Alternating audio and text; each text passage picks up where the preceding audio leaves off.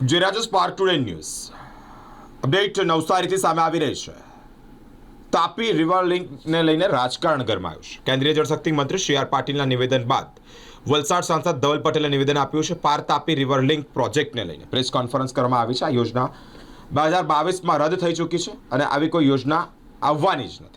આદિવાસી અસ્તિત્વ બચાવવા નહીં પરંતુ કોંગ્રેસનું અસ્તિત્વ બચાવવા માટે આ ગતકડા કરવામાં આવે છે। લોકસભામાં કોઈ ડીપીઆર મુકાયો નથી કે ચર્ચા પણ નથી।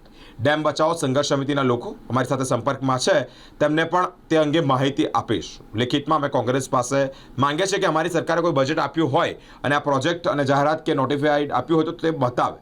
કોંગ્રેસ જૂના ડીપીઆર બતાવીને આદિવાસી સમાજને ગુમરાહ કરવાનું કામ કરે છે। વલસાડના સાંસદ ધવલ પટેલ તરફથી આ એક માહિતી સામે આવી છે। જી નમસ્કાર, જય હિન્દ, જય બિરસા મુંડા। આજે તમારા વચ્ચે એકદમ મહત્વપૂર્ણ પ્રેસ કોન્ફરન્સ કરવા તમારા વચ્ચે હાજર રહ્યો છું। ત્યારે અમારી સાથે ઉપસ્થિત અમારા ધરમપુરના ધારાસભ્ય અરવિંદભાઈ, અમારા ગંડેવીના ધારાસભ્ય નરેશભાઈ, અમારા આદિજાતિ મોરચાના પ્રદેશના મહામંત્રી એવા પિયુષભાઈ અને અમારા ભારતીય જનતા પાર્ટીના લોકો અહીંયા છે। આજે હું વલસાડ ડાંગ લોકસભાના સાંસદ તરીકે નહીં, અમારા ધારાસભ્ય પણ ધારાસભ્ય તરીકે નહીં, પણ આદિવાસી સમાજના દીકરા તરીકે તમારા વચ્ચે અમે હાજર છીએ। છેલ્લા 10 દિવસથી પાર તાપી નર્મદા રિવર લિંક પ્રોજેક્ટના મુદ્દે કોંગ્રેસના કથાકથિત નેતાઓ અમારા આદિવાસી સમાજને ગેરમાર્ગે દોરવાનું કામ કરે છે।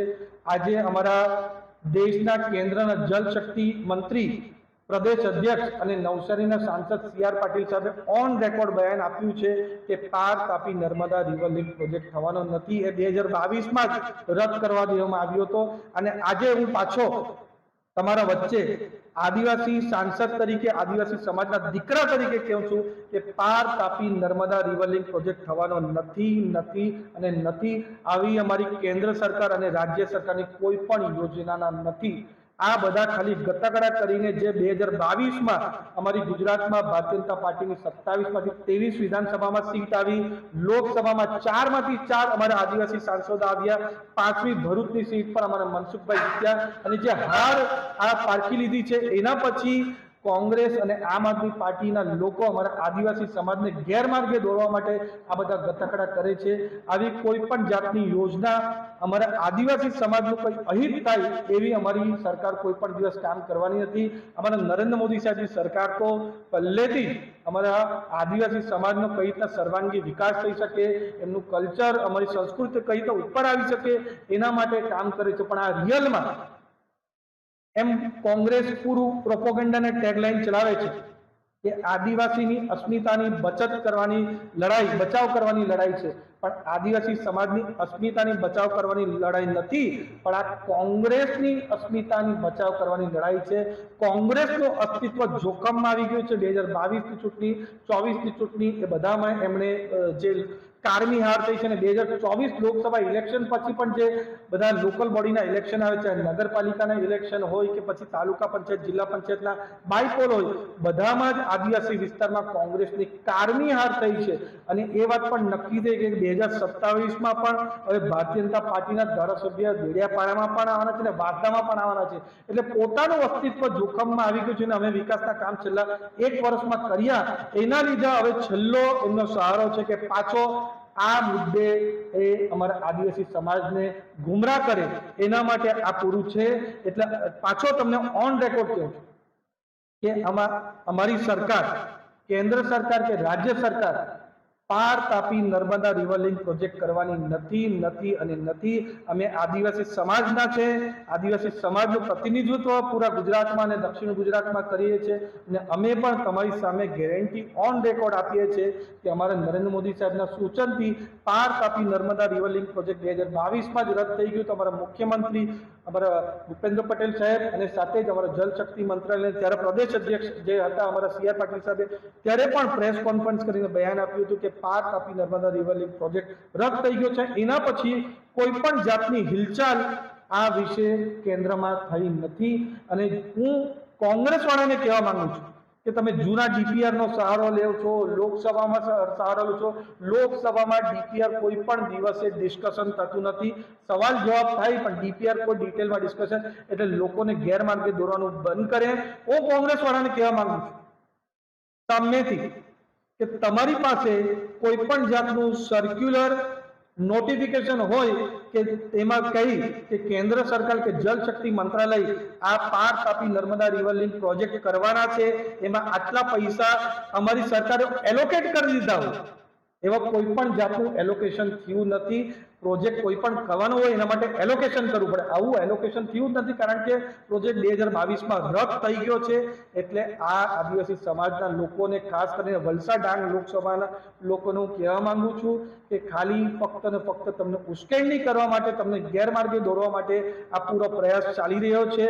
અમે તમારા વચ્ચે છે, તમારી સાથે છે. આપણા આદિવાસી સમાજનું કંઈ પણ અહિત અમે થવા દેશું નહીં, નહીં અને નહીં, એ તમને અમને ગેરંટી આપીએ છીએ. અને આવા કોઈ પણ પ્રોજેક્ટ થવાના નથી અને આગળ જતા પણ અમે આદિવાસી સમાજની સાથે હંમેશા, અમે આદિવાસી સાંસદ તરીકે, આદિવાસી ધારાસભ્ય તરીકે, આદિવાસી સમાજના પ્રતિનિધિત્વ તરીકે અમે બધા તમારી સાથે રહેવાના છે. અને આવો કોઈ પણ પ્રોજેક્ટ હિલચાલ થવાનો નથી. એટલે તમને પાછું તમારા ચેનલના માધ્યમથી લોકોને અપીલ કરવા માંગુ છું કે આવો કોઈ પણ પ્રોજેક્ટ થવાનો નથી અને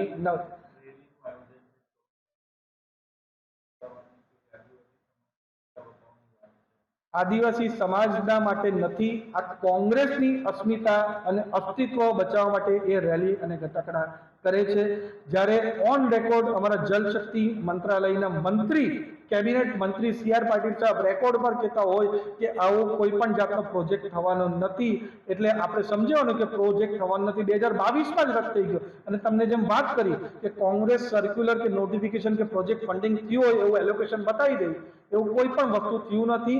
એટલે ફક્ત ને ફક્ત જે 2022 અને 24ની ચૂંટણીમાં જેમની કારની હાર થઈ છે, એમનું અસ્તિત્વ જોખમમાં આવી ગયું. 27માં જે તમે વાત કરો છો એ ધારાસભ્યની કારની હાર થવાની છે, એનું અસ્તિત્વ બચાવવા માટે આ બધા ગતકડા કરે છે. બાકી કોઈ પણ અમારા આદિવાસી સમાજના લોકો, આદિવાસીના ખાસ કરીને જે ડેમ બચાવો સંઘર્ષ સમિતિના લોકો છે એ પણ અમારી સાથે છે, અમારી સાથે વિશ્વાસમાં છે, સંકલનમાં છે. એમને પણ અમે તમારા ચેનલના માધ્યમથી પાછા ભરોસો આપવા માંગીએ છીએ આવો કોઈ પણ પ્રોજેક્ટ થવાનો નથી. લેખિતમાં હું કોંગ્રેસ વાળા પાસે માંગ કરું છું કે સર્ક્યુલર નોટિફિકેશન બતાવી દઉં કે આ પ્રોજેક્ટ કરવાનો છે. જ્યારે કોઈ લેખિતમાં ક્યારે, જ્યારે એની જાહેરાત થઈ, આવી કોઈ જાહેરાત થઈ નથી. કોંગ્રેસ વાળાને હું કહેવા માંગુ છું અને આ ધારાસભ્યને કહેવા માંગુ છું, સર્ક્યુલર અને નોટિફિકેશન બતાવી દઉં કે પ્રોજેક્ટ એલોકેશન આટલા રૂપિયાનું આ પ્રોજેક્ટ માટે થયું છે. આવું કોઈ પણ નથી. જૂઠા અને જૂના DPRના તમે લેવાના બંધ કરો. આદિવાસી સમાજને ગુમરાહ કરવાના બંધ કરો. તમે બહાનેબાજ છો, ધરનાબાજ છો અને હંમેશા લોકોને ગેરમાર્ગે દોરો છો. નોટંકી કરવામાં તમે મહારત હાંસલ કરી છે, પણ લોકો હવે ભાપી ગયા છે. એના કારણે 2024ના લોકસભામાં તમારી કારની હાર થઈ છે. એના પછી કંડોલપાડા તાલુકા પંચાયતમાં પણ તમારી કારની હાર થઈ છે. એવા ગામો જ્યાં કોંગ્રેસ હંમેશા 1947 થી હંમેશા પ્લસ રહેતું હતું, ભાજપ પ્લસ ની રહેતું હતું, એવા ગામમાં પણ ભારતીય જનતા પાર્ટી પ્લસમાં રહી છે ને અમારા તાલુકા પંચાયત ઇલેક્શન જીત્યા છે. એના પછી હમણાં જે સરપંચોના ઇલેક્શન થયા એમાં પણ અમારા વાસદામાં 22માંથી 17 ગામમાં જે કોંગ્રેસના ઘર કહેવાતા ત્યાં પણ અમારા ભારતીય જનતા પાર્ટીના સમર્થિત સરપંચ આવ્યા છે. એટલે હાર બાપીને આ બધા ગતકડા કરે છે. હું એમને કહેવા માંગુ છું કે સર્ક્યુલર અને notification on record government of ઇન્ડિયાનું હોય કે આટલા રૂપિયા એલોકેટ કરી બતાવે. જૂના DPR પર એ વધારે સપોર્ટ ના રાખે અને એમ માની લે કે કોંગ્રેસની આ અસ્તિત્વ બચાવવા માટે આ પૂરેપૂરા ગતકડા છે. અમારા આદિવાસી સમાજ સાથે હંમેશા અમે રહેશું. આદિવાસીના દીકરા તરીકે કહું છું કે આવો કોઈ પણ પ્રોજેક્ટ થવાનો નથી.